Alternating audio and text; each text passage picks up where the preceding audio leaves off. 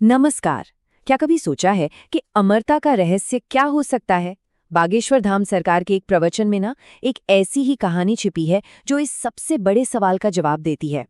तो आज हम लोग मिलकर उसी कहानी की एक एक परत को खोलेंगे। चलिए शुरू करते हैं ये सफर। ये सवाल मतलब कोई छोटा मोटा सवाल नहीं है। हजारों सालों से लोग सोच रहे हैं, क्या मौत को जीता जा सकता है, कैसे? तो ये जो कहानी है ना, ये इसी सवाल का जवाब देती है। लेकिन कहानी में एक ऐसा ट्विस्ट है, एक ऐसा मोड़ आता है कि कोई सोच भी नहीं सकता। पर रुकिए, इस ज्ञान को पाने की एक शर्त भी है। पता है क्या? प्रवचन में बताया गया है कि हर कोई इस रहस्य को सुनने या समझने का हकदार नहीं होता। नहीं, इसे असल में सिर्फ दो ही तरह के लोग समझ सकते हैं। एक, जिन्हें रसिक कहा गया है, मतलब जो ईश्वर के प्रेम में पूरी तरह डूबे हुए हैं। और दूसरे, भावुक, जिनके दिल में सिर्फ और सिर्फ भक्ति है। तो चलिए कहानी में चलते हैं। जरा सोचिए, हम कैलाश पर्वत पर हैं। भगवान शिव वहां मौजूद हैं और वो अपनी पत्नी माता पार्वती को अमर कथा सुनाने वाले हैं। ये कोई आम कथा नहीं है, ये वो कथा है जिसे सुनने वाला जन्म और मृत्यु के चक्कर से हमेशा के लिए आजाद हो जाता है। अब देखिए, इतना बड़ा रहस्य, इतना गहरा ज्ञान, इसके लिए माहौल भी तो वैसा ही चाहिए, एकदम शांत, एकदम पवित्र। तो शिवजी क्या करते हैं? वो अपना डमरू बजाते हैं। और उस डमरू की आवाज, अरे वो कोई मामूली आवाज नहीं थी। वो इतनी शक्तिशाली थी कि कैलाश पर मौजूद एक एक जानवर, एक एक पक्षी, सब दूर चले गए, ताकि ये रहस्य सिर्फ और सिर्फ पार्वती जी ही सुन सकें। लेकिन इतनी शक्तिशाली ध्वनि के बाद भी उस पूरी तरह खाली हो चुके कैलाश पर कोई था, एक छोटी सी जान जो पीछे छूट गई थी। और यही तो इस कहानी का असली हीरो बनने वाला था। कौन था वो? एक तोते का नन्हा सा बच्चा, जिसे सुख का बच्चा कहा गया है। बेचारा इतना छोटा था, इतना कमजोर कि जब उसके माता पिता उड़े तो वो उनके साथ जा ही नहीं पाया। और देखिए किस्मत का खेल, अब वही बच्चा ब्रह्मांड के सबसे बड़े रहस्य को सुनने वाला था। अच्छा, उस तोते का क्या हुआ, उस पर हम आएंगे, पर एक मिनट रुकिए। जरा ये सोचते हैं कि हम लोगों तक ये ज्ञान क्यों नहीं पहुंच पाता। मतलब हमारी भक्ति में ऐसी क्या कमी रह जाती है? क्या है वो रुकावट जो हमें रोक लेती है? प्रवचन में ना इस रुकावट को समझाने के लिए एक बहुत ही मजेदार शब्द का इस्तेमाल किया गया है, और वो शब्द है मगर। अब ये मगर शब्द का खेल समझिए, बड़ा गहरा है। एक तो मगर होता है मगरमच्छ, जो पानी में अगर किसी का पैर पकड़ ले तो फिर छोड़ता नहीं है ना? और दूसरा मगर होता है हमारा बहाना, हमारा लेकिन।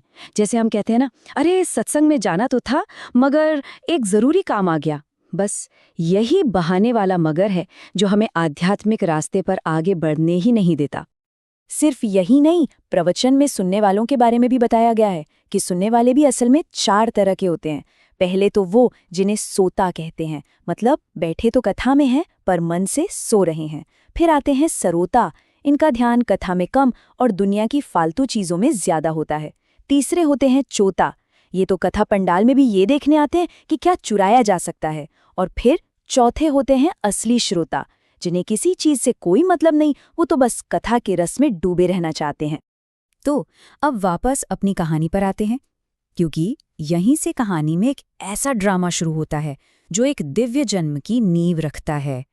होता यह है कि शिवजी तो कथा सुना रहे हैं और कथा सुनते सुनते माता पार्वती को नींद आ जाती है, पर कहानी तो चलती रहती है। कैसे? वो जो पेड़ पर छोटा सा तोता छुपा था ना, वो एक एक शब्द सुन रहा था और पार्वती जी की जगह वही हूँ हाँ करता रहता है। जैसे ही कथा खत्म होती है, शिव का ध्यान टूटता है और वो देखते हैं कि पार्वती जी तो सो रही हैं।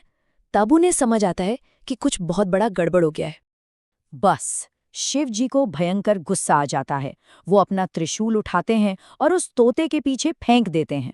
अब वो नन्ही सी जान अपनी जान बचाने के लिए उड़ता है, भागता है, और तभी ठीक उसी पल एक चमत्कार होता है। पास में ही ऋषि वेदव्यास की पत्नी बैठी थी और उन्हें जम्हाई आती है, और वो तोता सीधा उड़कर उनके मुंह के रास्ते उनके गर्भ में चला जाता है। जब गुस्से में शिवजी वहां पहुंचते हैं तो वेदव्यास जी उन्हें रोकते हैं और एक ऐसा सवाल पूछते हैं कि शिव भी रुक जाते हैं। वेदव्यास जी पूछते हैं, प्रभु एक बात बताइए, अमर कथा सुनने से क्या होता है? शिव कहते हैं जो सुनता है वो अमर हो जाता है। तब वेदव्यास जी कहते हैं तो फिर प्रभु जो अमर हो ही चुका है उसे आप त्रिशूल से मारने की कोशिश क्यों कर रहे हैं? ये सवाल सुनकर शिव का सारा क्रोध शांत हो जाता है। कहानी का ये जो मोड़ है ना, यही हमें प्रवचन के सबसे गहरे संदेश तक लेकर जाता है, और वो संदेश है कृपा। आखिर ये कृपा होती क्या है? याद है वो तोते का बच्चा? हाँ, वही जो गर्भ में चला गया था। वही बाद में महान ऋषि शुकदेव के रूप में पैदा होता है, और यही शुकदेव जी थे जिन्होंने पूरी दुनिया को श्रीमद् भागवत महापुराण की कथा सुनाई। मतलब सोचिए, वो एक अनचाहा सुनने वाला असल में ईश्वर के प्लान का सबसे जरूरी हिस्सा था। इससे ये समझ आता है कि ज्ञान जिससे मिलना होता है उस तक पहुंच ही जाता है, रास्ता चाहे जो भी हो। ये जो लाइन है ना, गिरा जा रहा हूं उठा लो, ये सिर्फ एक भजन नहीं है, ये असल में हम सबकी आवाज है। हर उस इंसान की जो इस दुनिया के समंदर में, मोह में, माया में, घमंड में डूब रहा है। ये एक पुकार है, एक प्रार्थना है कि हे भगवान, मैं गिर रहा हूं, मुझे संभाल लो, मुझे उठा लो। और बस यहीं पर प्रवचन का सबसे जरूरी सबक सामने आता है।